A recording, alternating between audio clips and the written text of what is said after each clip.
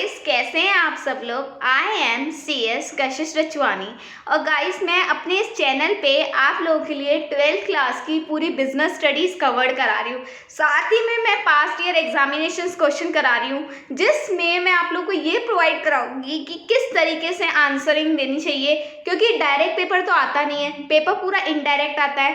Case studies बन के आती है, तो केस स्टडीज को कैसे पकड़ना है, क्या कीवर्ड्स होते हैं, कुछ चीज़ें जो मैंने इंपॉर्टेंट लग रही है मुझे वो मैंने बोल्ड कर दी है, कलरिंग कर दी है, ताकि आप लोग को प्रॉब्लम नहीं हो। इस मेरे वीडियोस में आपको कहीं जगह पिक्टोरियल फॉर्म भी मिलेगा, तो जो चीज़ें आप लोग पढ़ते हो अगर वो आप लोग देखोगे तो आप लोग को और भी मज़ा आएगा पढ़ने में और अंडरस्टैंडिंग लेवल बढ़ेगा। तो गाइस, अगर अभी तक आप लोगों ने मेरा चैनल सब्सक्राइब नहीं किया तो प्लीज़ को लाइक कीजिए, शेयर कीजिए एंड सब्सक्राइब द चैनल, क्योंकि मैंने अभी तक पूरी डायरेक्टिंग कवर्ड करा दी है। According to the new CBSE guidelines वही कंटेंट प्रोवाइड कर रही हूँ जो आप लोग के काम का है। तो कंट्रोलिंग मैं आज पढ़ाऊंगी। कंट्रोलिंग का भी एक पार्ट पूरा हो चुका है, मतलब कंट्रोलिंग भी आज कंप्लीट हो जाएगी और एक तरीके से हमारी पूरी फर्स्ट बुक कंप्लीट हो जाएगी। तो गाइस, ये सब कुछ आपको एकदम से मिल जाएगा। तो अगर आप लोगों ने नहीं सब्सक्राइब किया चैनल तो उसको सब्सक्राइब कीजिए, ताकि और साथ में पूरी पास्ट वीडियोस भी आप लोग देखिए, तो आप लोग को बहुत ज़्यादा हेल्प मिलेगी। तो आज स्टार्ट करते हैं हमारी video journey of 2021 with CS Kashish रचवानी। Controlling हमारा चैप्टर है और उसका पार्ट 1 मैंने कंप्लीट करा दिया था लास्ट वीडियो में। तो अगर आपने वो नहीं देखा तो प्लीज़ वो देखिए, क्योंकि कंट्रोलिंग का मेजर पार्ट वही है। कंट्रोलिंग की डेफिनेशन, कंट्रोलिंग की मैंने प्रोसेस पूरा बता दिया था, जो कि मेजर पार्ट पड़ता है और बहुत इंपॉर्टेंट भी पड़ता है। तो कुछ रिमेनिंग जो टॉपिक्स रह जाते हैं वो आज यहाँ पे कंप्लीट करते हैं। Importance of controlling. Controlling help in achieving organizational goals. Like एक एग्जाम्पल लेती हूँ मैं आप लोगों पे। आप लोगों ने प्लानिंग की कि हमें 12th में 80%, 90% अकॉर्डिंग टू द कैपेसिटी आप लोग प्लानिंग करते हो कि हमारी ये परसेंटेज आनी चाहिए। अब क्या होगा कि अब आप लोग पढ़ना चालू करोगे तो आप लोगों को कहीं ना कहीं कमी दिखेगी। आप लोग ये भी चेक कर सकते हो कि आप लोग जो पढ़ रहे हो वो आप लोग को याद है या नहीं है। बार बार आप लोग रिमेम्बरिंग करोगे, ये सब कुछ देखोगे, तो आप लोगों को अगर कहीं कमी लगेगी तो आप उसी को हैंड टू हैंड सही करोगे ताकि फाइनल रिजल्ट अच्छा है। तो कंट्रोलिंग भी ऐसे ही ऑर्गेनाइजेशन में होता है। एम्प्लॉयज को स्टेप बाय स्टेप चेक किया जाता है और जहाँ जहाँ कमी लगी जाती है वहाँ उनको ठीक करने की कोशिश की जाती है। तो जब हम स्टेप बाय स्टेप सब कुछ चेक करते हैं तो हमारा जो ऑर्गेनाइजेशन का गोल्स है वो इजीली अचीव हो जाता है। तो controlling ensure the result of the organisation is confirm as closely as possible to predetermined objective. It ensure the use of material and human resource in the best possible manner. मतलब हमारी man and human दोनों को बहुत अच्छे से utilise किया जाए, best to best इनसे निकाला जाए, ऑप्टिमम यूटिलाइजेशन जिसको बोलते हैं। द ऑब्जेक्टिव में इन टर्म्स ऑफ आपका कोई भी ऑब्जेक्टिव हो सकता है, लाइक सेल्स टारगेट हो गया, प्रॉफिट हो गया, कुछ भी हो गया। Next, make efficient use of resources. जब आप लोग कंट्रोलिंग करते हो तो हर चीज में डेविएशन ढूंढने लगते हो, और जब वो डेविएशन सही हो जाते हैं, लाइक आप लोगों पे वापस एग्जांपल ले लेते हैं, आप लोग पढ़ रहे हो, आप लोगों को कहीं कमी दिख रही है तो हैंड टू हैंड उसको करेक्ट कर रहे हो, तो वो जो डेविएशन आ रहे हैं उसको करेक्शन करने में क्या होगा, आप लोग का डेविएशन हटता जाएगा।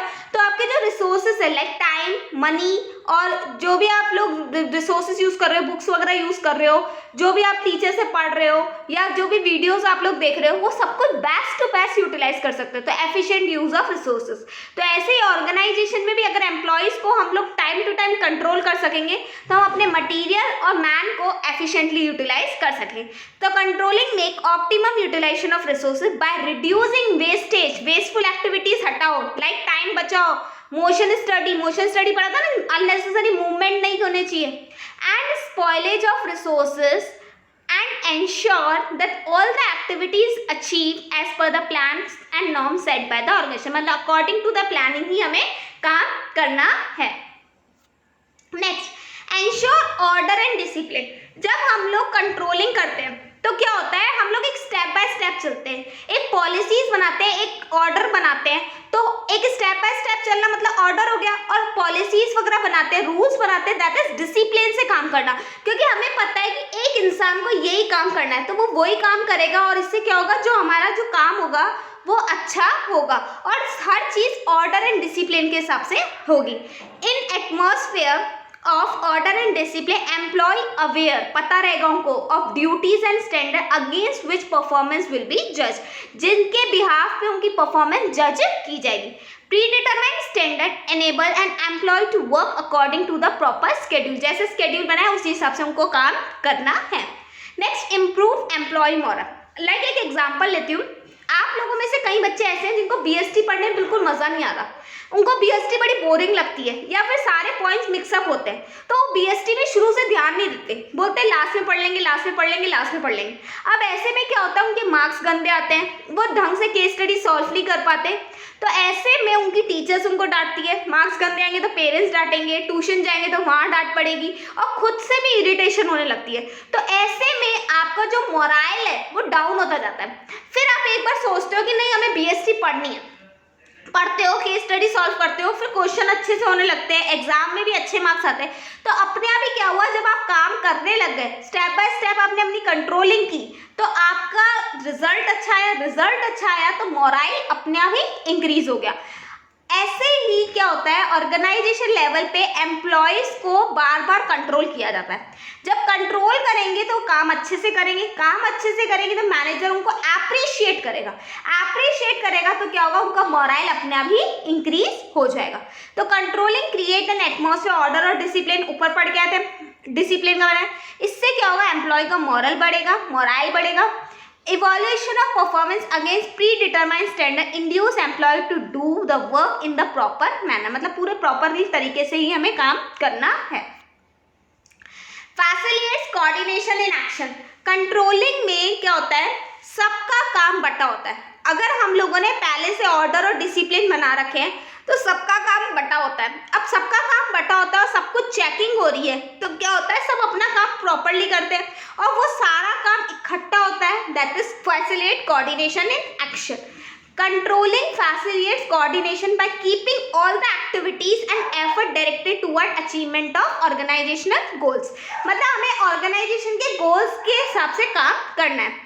Overlapping and duplication of work avoid हो जाएगा, क्योंकि हर इंसान को पता है मुझे वही काम करना है जो मुझे दिया गया है, तो इससे क्या होगा, एक काम एक ही बार होगा तो ओवरलैपिंग नहीं होगी, डुप्लीकेशन नहीं होगा, और कुछ ऐसी एक्टिविटीज है जो छूट सकती है वो भी छूटेगी नहीं। और अगर कोई डेविएशन आता है, इफ एनी डेविएशन, तो प्रॉम्प्टली क्या होगा, करेक्टेड हो जाएगा। Next, judging accuracy of standard, हमने प्लानिंग की, प्लानिंग करने के बाद कंट्रोलिंग की, फिर पता लगाएंगे कि प्लान और कंट्रोल, मतलब जो सोचा था उसी हिसाब से काम हुआ या नहीं हुआ, उसको बोलते हैं जजिंग एक्यूरेसी ऑफ स्टैंडर्ड, मतलब जैसा सोचा था क्या वैसा ही हुआ, नहीं हुआ तो कहाँ कमी रह गई। स्ट्रैटेजिक कंट्रोलिंग हेल्प टू जज इजीली वेदर द स्टैंडर्ड और टारगेट सेट आर एक्यूरेट और नॉट, मतलब जो स्टैंडर्ड बनाए हैं वो सही अकॉर्डिंग टू द प्लान है, मतलब जो प्लानिंग की है उसी हिसाब से काम हुआ है या नहीं। And accurate control system revise standard for time to time, बार बार हम लोगों को इसको रिवाइज करना पड़ेगा to match them with environmental changes. एक बार चेक वापस कर लेते हैं, सारा पॉइंट्स हो गए इंपॉर्टेंस ऑफ कंट्रोलिंग। पहला, अचीविंग ऑर्गेनाइजेशनल गोल्स, गोल्स को अचीव करेगा, efficient use of resources, order and discipline, employees का मॉरल इंक्रीज होगा, कोऑर्डिनेशन लाएगा, एक्यूरेसी लाएगा स्टैंडर्ड में, मतलब जजिंग करेगा। नेक्स्ट, अब हर फंक्शन में जहाँ पे एडवांटेज होता है वहाँ पे डिसएडवांटेजेस होते हैं, तो अब आ जाते हैं हमारे नेक्स्ट टॉपिक पे, limitation of controlling, difficulty in setting quantitative standard, quantitative standard. एक बात बताओ, क्वांटिटेटिव हर चीज़ को आप कैसे मेजर कर सकते हो, हमने पढ़ा था कि कंट्रोलिंग जो है वो एक क्वांटिटेटिव फंक्शन है, आप स्टैंडर्ड को in terms of quantity measure कर सकते हो। तो एक बात बताओ, किसी की ब्यूटी, किसी की इंटेलिजेंसी, किसी की बोलते हैं ना कि मोराइल, वो सब आप कैसे जज करोगे। अगर एम्प्लॉय आपके हिसाब से हॉनेस्ट है ना, लॉयल है, तो वो सब कैसे जज करोगे, तो ये सब कुछ क्वांटिटी टर्म में नहीं आ सकता, तो ये प्रॉब्लम हो सकती है। Controlling can not B effectively implies when the standard target can not be defined in quantitative term, मतलब ये सब तो क्वांटिटी में आ ही नहीं सकता, तो हमें बहुत ज़्यादा प्रॉब्लम हो जाएगी और इन सबको हम लोग छोड़ देते हैं, जबकि यही सब कुछ हमारे लिए बहुत इंपॉर्टेंट होता है। This make the measurement of performance and comparison become a difficult task. और इस वजह से हम लोग क्या कर सकते हैं, मेजर भी नहीं कर सकते किसी की लॉयल्टी वगैरह को। Next, little control on external factor. आप इंटरनली एम्प्लॉयज पे तो कंट्रोल कर लोगे, लेकिन बाहर कैसे कंट्रोल करोगे, एक्सटर्नल फैक्टर्स पे कैसे कंट्रोल करोगे, तो वो भी प्रॉब्लमेटिक रहता है। The organisation has little and no control, कभी तो होता ही नहीं है।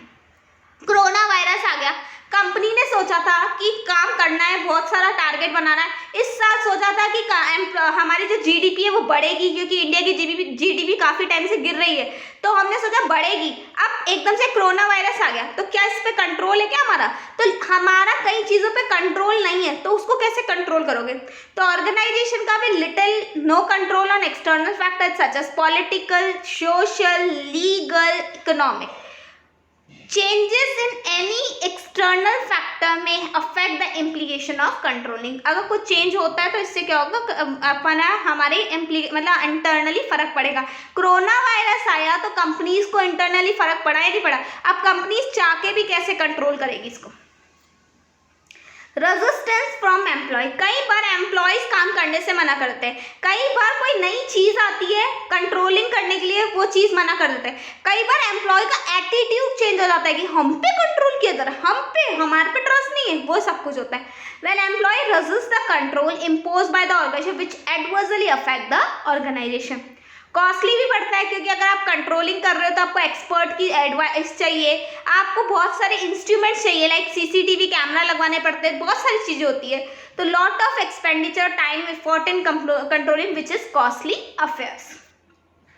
एक बार देख लेते हैं, difficulty in setting quantitative standard. कई चीजें क्वांटिटी में नहीं आ पाती, लाइक लॉयल्टी, ठीक है, हॉनेस्टी, ब्यूटी, इंटेलिजेंस, ये सब नहीं आ पाती। एक्सटर्नल चीजों पे हमारा कंट्रोल नहीं होता। नेक्स्ट, रेजिस्ट कर देता है एम्प्लॉय कि हम लोग कंट्रोल नहीं करेंगे, और ये महंगा पड़ता है, कॉस्टली पड़ता है। अब हमारा मोस्ट इंपॉर्टेंट टॉपिक, इस चैप्टर का मोस्ट इंपॉर्टेंट टॉपिक है relationship between planning and controlling. क्या रिलेशन है प्लानिंग का कंट्रोलिंग के साथ। नेचर, सबसे पहले प्लानिंग क्या होता है, फ्यूचरिस्टिक होता है। प्लानिंग क्या होता है, फ्यूचरिस्टिक होता है। तो एक बार रीड कर लेते हैं। Planning refers to decision making in advance. Advance मतलब फ्यूचर के लिए, अभी से सोचो। All the activities related to organisational goals, मतलब हमें जो करना है, एक इंडिविजुअल की लाइफ का गोल होता है और ऑर्गेनाइजेशन गोल होता है, तो उसके हिसाब से सोचो फ्यूचर के लिए। It bright the gap between where we are standing today, हम अभी कहाँ खड़े हैं और हमें कहाँ पहुंचना है, वो सब कुछ होता है प्लानिंग। जबकि कंट्रोलिंग क्या होता है, जो स्टैंडर्ड बनाए उसको एक्चुअल के साथ मेजर करना होता है। Controlling is the process of comparing actual activity with the plan standard. जो स्टैंडर्ड बना है उसको एक्चुअल के साथ मेजर करना होता है। एंड इफ एनी डेविएशन, अगर कुछ कमी आ जाए, take corrective precaution to stop this deviation. Controlling is the process through which manager assure that actual performance as close as possible to predetermined object। हम कंट्रोलिंग इसलिए करते हैं कि हम कोशिश करें जो हमने प्लानिंग की है उसी के हिसाब से काम हो जाए। तो दोनों की डेफिनेशन आ गई नेचर में। अब नेक्स्ट पॉइंट बहुत इंपॉर्टेंट है, दोनों एक दूसरे पे इंटरडिपेंडेंट है। अगर प्लानिंग नहीं होगी, controlling and planning are inter related and interdependent. अगर प्लानिंग नहीं होगी तो क्या हम कंट्रोल कर पाएंगे। अगर आज हम सोचेंगे नहीं कि हमें 2021 में कितनी परसेंटेज लानी है, तो क्या आप उस चीज को कंट्रोल कर पाओगे। आपके लिए अगर आप सोचोगे नहीं मुझे 90% चाहिए, तो 80 आ जाए, 60 आ जाए, आपके लिए सब अच्छी है ना।